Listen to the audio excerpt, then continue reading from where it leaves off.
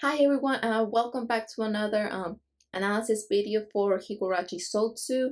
Today I'm going to do an analysis for the 5th episode, Watanagashi Hand Part 2. And goodness, this episode alone gave us a little bit more answers to things that I still have questions like Tomitaka and Takano's disappearance and all of that. And it was pretty interesting. And also this episode for Higurashi Sotsu was quite creepy but also sad, especially seeing Mion falling victim to the Hinamizawa syndrome. And it's pretty sad. But anyway, let's begin. So the episode begins on June 12th. Remember that on that day, Mion, of course, has to leave her club activity to help out on a family business. And in this episode, we saw Mion getting off a ship at Angelmore. And this technically basically concludes that the person that was in Angelmore when Keiichi was at the store, it was Mion, not Shion. Also, I even went to look back on that episode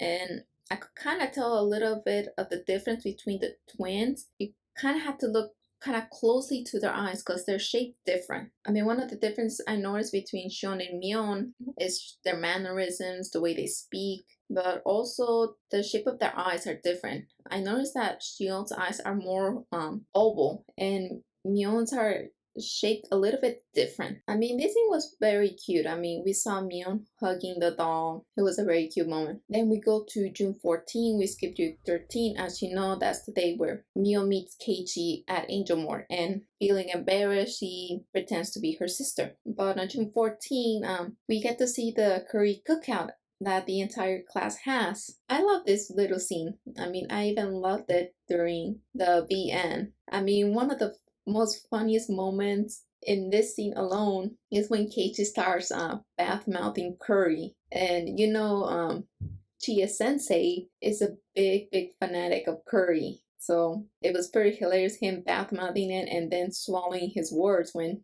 Chie threatens him with like this kind of creepy smile, creepy cute smile. So I couldn't stop laughing and remembering Chie being the fanatic of curry.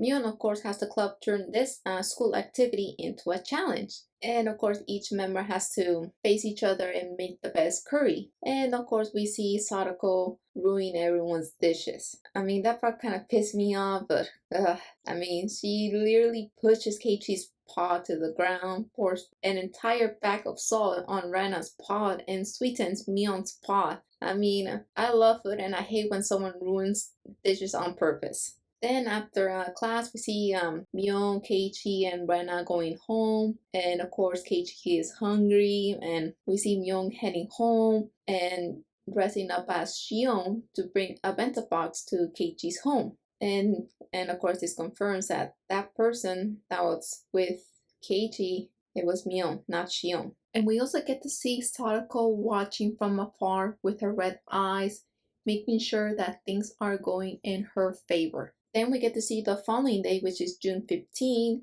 and we get to see Keiichi returning the bento box dishes back to Mion and thanking her for the food.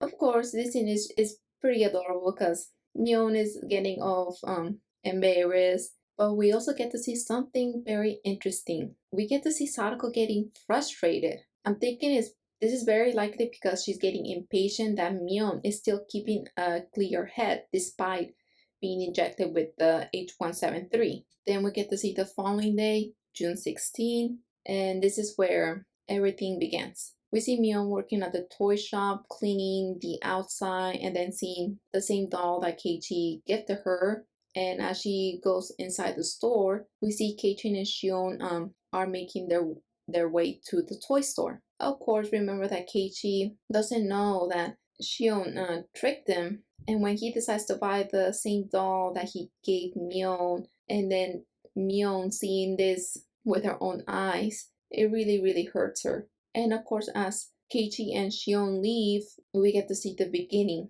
when everything starts going wrong. We literally see Mion getting jealous and angry as she grabs her neck. So this moment alone, we see that she is already starting experiencing the Hinamizawa syndrome symptoms. Then we get to skip several days all the way up to June 19, the day of the Watanagashi festival. We see Mion, Rena, and Keiichi together at the festival, and they're looking for Rika and Sadako. And this is another interesting thing I did not expect to see. We see Shion is getting a ride to the festival with Kasai. I was not expecting to see Kasai, and honestly, he's one of my favorite characters for Higurashi. Also, we learned some interesting things while Shion and Kasai are having a conversation. Kasai asks Shion how she plans on returning home, and Shion decides to ask her sister to allow her to stay tonight at the Sonizaki mansion. And this is just like I predicted and how it happened in Watanagashi Hen. Then we see Mion, Rena, and Sadako reunite to see Rika's performance.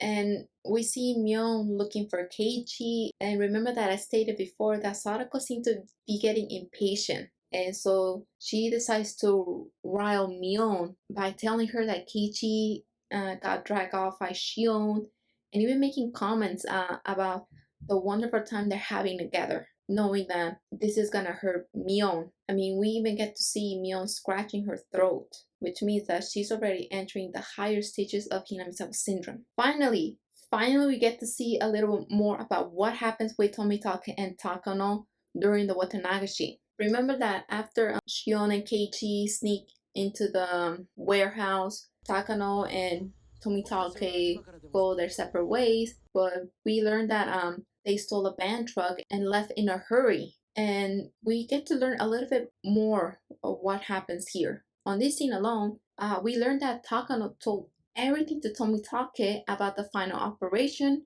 which I believe is Manual 34, and are trying to escape from the village and the mountain dogs. And I'm thinking, as I stated before, they're very likely going to try to find some way to contact the bloodhounds, but it's unknown if they even make it outside the village or escape the mountain dogs. Then we see Kimiyoshi, the mayor, getting informed about Takano's and Tomitake's disappearance, and he goes to meet Oishi. After both of them talk, Oishi states that he's gonna talk with Shion and Keiichi, as they were the last ones to see them alive.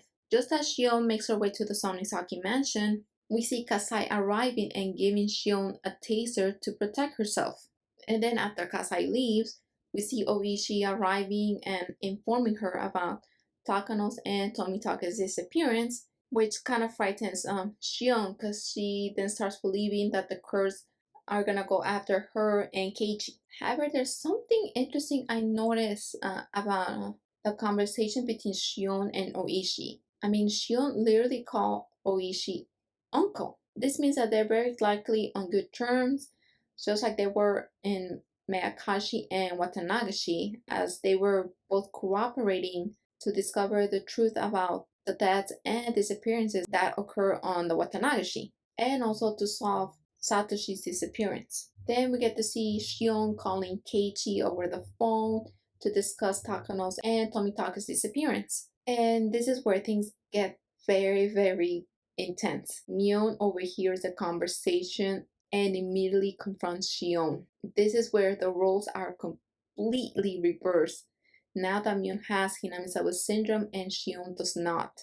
Mion immediately starts blaming Shion for involving Keiichi, and now how he's getting targeted by the curse. I mean, she even starts asking her who's behind the murders and the disappearances behind the curse. I mean, she eventually concludes that Oreo is behind all of it. If the scene couldn't get any more creepier, we see poor Shion trying to escape in tears, terrified, and I guess she dropped her taser and Mion tases her. And not just once, she tases her 2 times, which is horrifying. With Shion unable to move because being tased twice, as you know, the taser that Kasai gave Shion is an off-brand model which has more of an electric charge. We then get to see Mion proceeding to choke her sister to death, and this scene alone startled me.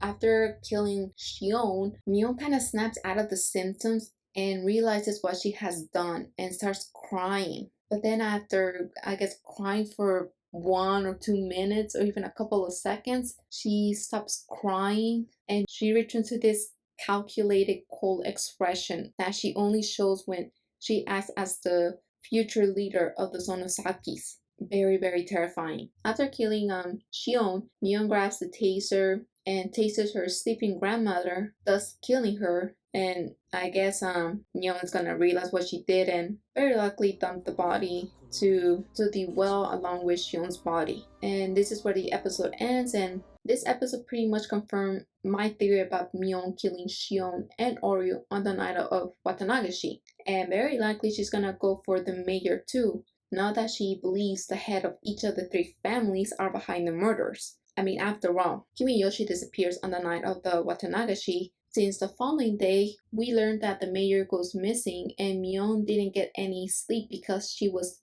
looking for him. Another thing that we learned from this episode was Takano telling Tomitake about the final operation, which I believe is 934, and them trying to escape the mountain dogs and Hinamizawa. However, we still don't know what happens to them after they steal that van and try to flee. There are still a few mysteries that we still didn't get an answer, but very likely we're gonna get some answers for the next episode. Like, what happens to Rika after she finishes talking to Keiichi? Where was Mion when Rika disappeared during that moment? Who was the construction person Mion saw talking with Rika when she disappeared? Or is she even telling the truth about that? I mean, who knows? I'm starting to doubt Mion's words about seeing that construction worker, now that she has in her mind that the head of each of the families are responsible and the masterminds behind the murders.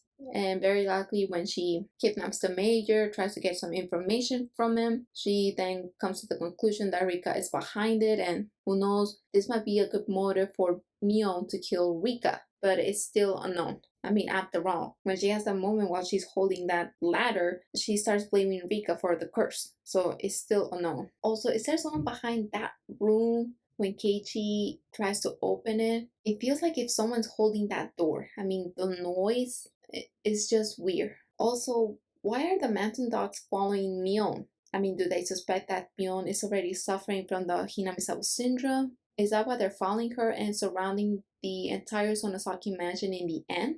But this is one of the questions that still perplexes me. Remember that Shion states that the entire Sonosaki mansion is well secure and there's multiple cameras, but how did Sadako manage to enter the Sonosaki mansion, and why? Did she kill Mion when the outcome wasn't going in her favor? I mean, who knows? Very likely we're gonna get answers for the next episode, and very likely that's gonna be the end for the answer arc in Watanagashi. Overall, great episode. I'm very excited to see the next one, because very likely finally gonna get more and more answers to what exactly happens on that day Rika disappears in the school. But anyways, thanks for watching, and I hope to see you for the next video.